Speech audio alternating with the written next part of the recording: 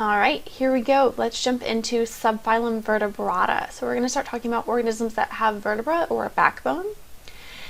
So we're still in phylum Chordata, and we're going to start talking about some of the hagfish and the lampreys. Right, but let's break down, what does subphylum Vertebrata look like? Okay, because there's some terms in here that are kind of confusing.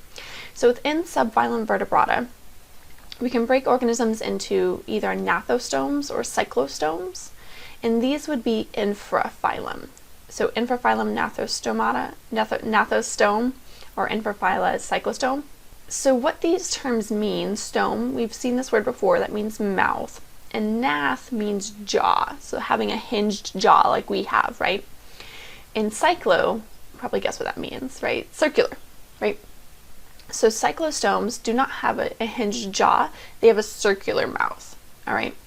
So we're going to talk first about the cyclostomes, the hagfish and the lampreys, and then later we're going to jump into the gnathostomes, the fish with cartilaginous and bony, as well as the tetrapods. So this is kind of an overview of how subphylum Vertebrata is broken down. So subphylum Vertebrata, the first class that's in here is class Myxini. These are the hagfish.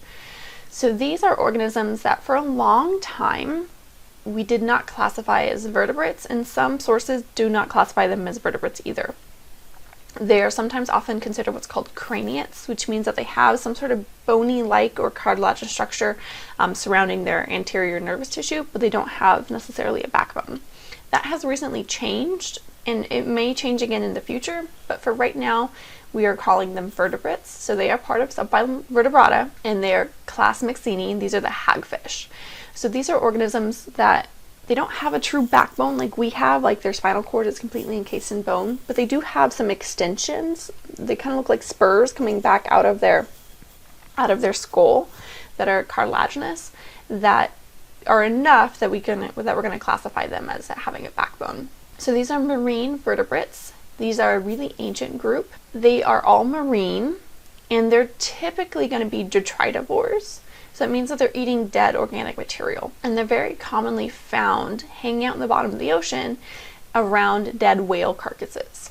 They will live in groups, kind of all clumped together, eating on and breaking down dead animals that fall down to the bottom of the ocean floor. But they have this really cool trait, this really cool ability that we don't really see anywhere else, is they create this really amazing slime that is one of the slickest compounds that we've ever discovered, produced by a living organism.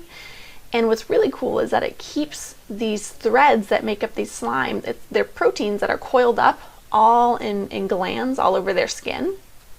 And then when it's threatened, it will excrete these proteins, and when those proteins come into contact with seawater, there's something in the seawater that causes those proteins to change their shape and then become really, really slick and slimy. And the purpose of this slime is a defensive mechanism. So that way, if something like maybe like a shark or something comes along and tries to grab onto that hagfish, that slime will get into its gills and irritate it, and then it'll drop the hagfish and the hagfish can swim away. There have been some researchers at UCSD that are looking into how does the slime function, and are there any sort of commercial uses that we could come up with using this slime. There was actually a car accident in Oregon that was caused by a truck that was carrying a huge amount of these hagfish in the back of the truck, and the truck got in an accident, and the hagfish got sent all over the road with the seawater that they were being carried in, and that caused massive amounts of car accidents after the fact because they left the road covered in this slime, and it's super slick. It's slicker than ice, and so cars would try and go around the accident of the truck, and they would just whoop go off onto the side of the road. So they don't really have many commercial purposes.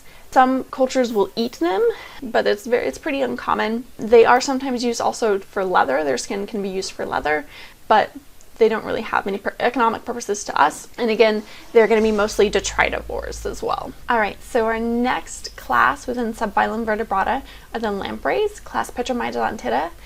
These are organisms that, again, do not have jaws yet, so they're part of the cyclostomes. They do have a cranium, And they also, similar to the hagfish, they have the beginning of some vertebra. So they have some extensions of their cranium, as well as a cartilaginous pipe that kind of starts to wrap around their dorsal hollow nerve cord and their notochord.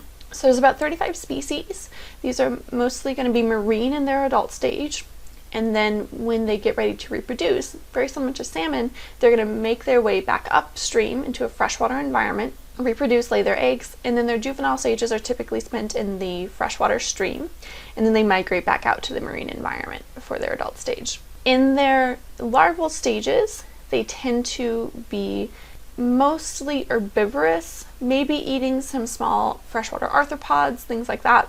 And then in their adult stages, they tend to be ectoparasites of fish, of larger fish. So like this one right here, this one is attached to a larger fish right here, and it uses its circular mouth, like this image right here that we're going to move to. They use their circular mouth and these teeth to attach themselves to the side of a fish, and then very similar to a leech, they remove the blood from that organism, and that's how they feed. Some of these are also found in freshwater in their adult environments as well. I believe in the Mississippi you can find some of these in the freshwater in their adult stage. These are the lampreys. I think they look kind of cute, even though they're kind of weird and creepy with this mouth. I think when you don't see that circular mouth on the bottom, I think they look like kind of weird elephants or something. But again, these are in subphylum Vertebrata, so they are technically vertebrates, but they don't have, one of the things that they're lacking is they're lacking that hinged jaw. So these are edible, and they were sometimes caught by indigenous people and then dried into jerky.